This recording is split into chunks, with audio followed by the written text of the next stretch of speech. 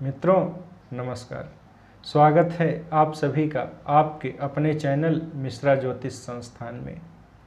आज हम आप लोगों के समक्ष मोर पंख के चमत्कार से जुड़ी चर्चा लेकर उपस्थित हुए हैं और मोर पंख से जुड़ी समस्त जानकारी, घर में मोर पंख रखने के फायदे तथा नुकसान, सभी बातों पर चर्चा करेंगे। आप वीडियो ध्यानपूर्वक देखें और अगर अभी तक आपने हमारे इस चैनल को सब्सक्राइब नहीं किया है तो अभी सब्सक्राइब करके घंटी की बटन को ऑल पर सेट कर लीजिए, जिससे हमारे द्वारा बनाई जाने वाली प्रत्येक वीडियो की जानकारी आपको तुरंत हो सके।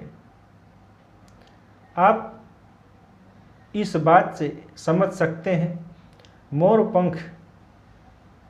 पंख भगवान श्री कृष्ण इसे अपने मस्तक पर धारण करते थे।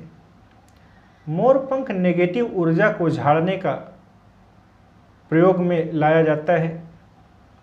अगर आपकी पत्रिका में काल सर्प दोष बना हुआ है और आप राहु से परेशान हैं तो मोर का पंख जो खुद से निकलकर अलग हुआ हो उसे लाकर अपने घर पर रखें तो राहु का प्रकोप व काल सर्प दोष दूर होता है। जहाँ मोर पंख रखा होता है वहाँ सर्प, बिच्छू व छिपकली नहीं आते। अगर बहुत अधिक दिखाई देते हैं तो मोर पंख रखने से कम जरूर हो जाते हैं। आप देखते होंगे हिंदू हो या मुसलमान, बुरी शक्तियाँ उतारने व नज़र झाड़ने के लिए मोर पंख का झाड़ा बनाकर इसे प्रयोग में लाया जाता है। आखिर क्यों? मोर पंख में शनि, राहु, केतु की ऊर्जा को नियंत्रित करने की शक्ति होती है। ऋषि मुनियों ने मोर पंख की शक्ति को पहचाना, तभी से इसका प्रयोग बुरी नज़र को उतारने में किया जाने लगा। अगर कोई व्यक्ति बुरी नज़र से परेशान है तो 7 मोर पंख को एक धागे में बांध ले। उस बंडल से व्यक्ति के ऊपर 7 बार उबार कर ऊपर से नीचे की तरफ झाड़े। मोर पंख को घर से बाहर ले जाकर झड़झड़ा दे, फिर उसे घर में लाकर रख दे। मोर पंख घर में रखने से वास्तु दोष भी कम होता है। मोर पंख को लोग अपने किताबों में रखते थे। ऐसी मान्यता है मोर पंख किताबों में रखने से माता सरस्वती प्रसन्न होती हैं और पढ़ाई में मन लगता है। अगर अचानक दुर्घटना या बाधा अधिक आती है तो इसका कारण राहु होता है।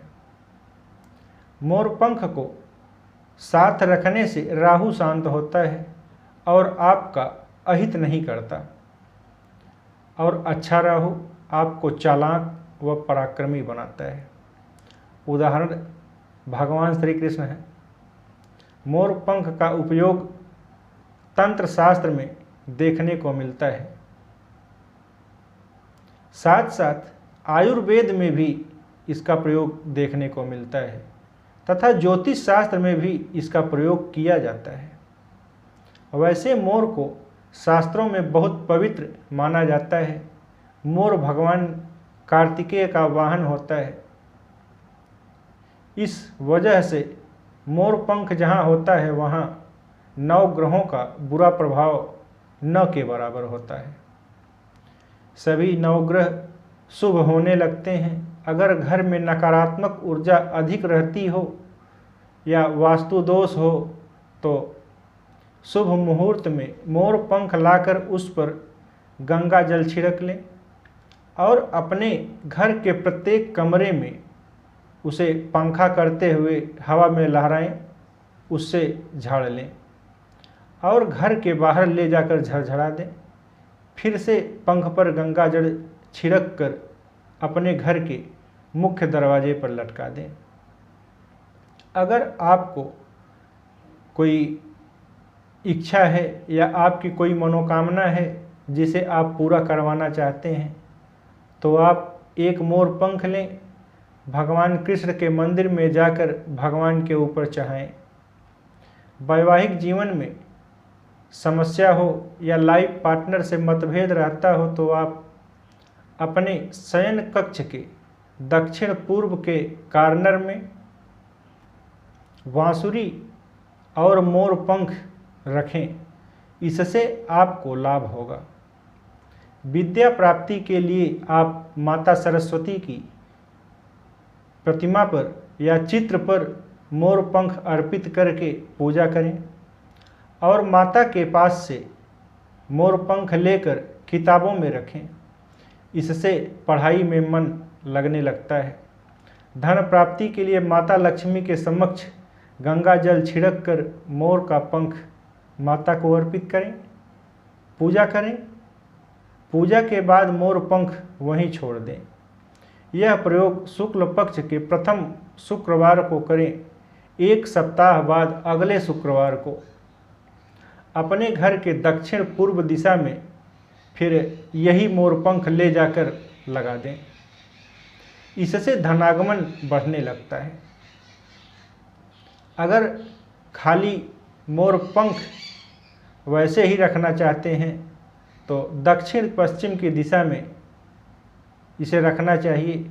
दक्षिण पश्चिम की दिशा सबसे अच्छी मानी जाती है मोर पंख रखने के लिए, तथा दक्षिण पूर्व की दिशा में लगाना भी शुभ होता है। मोर पंख में अत्यधिक पॉजिटिव एनर्जी का वास होता है, साथ साथ बहुत ही पवित्र माना जाता है।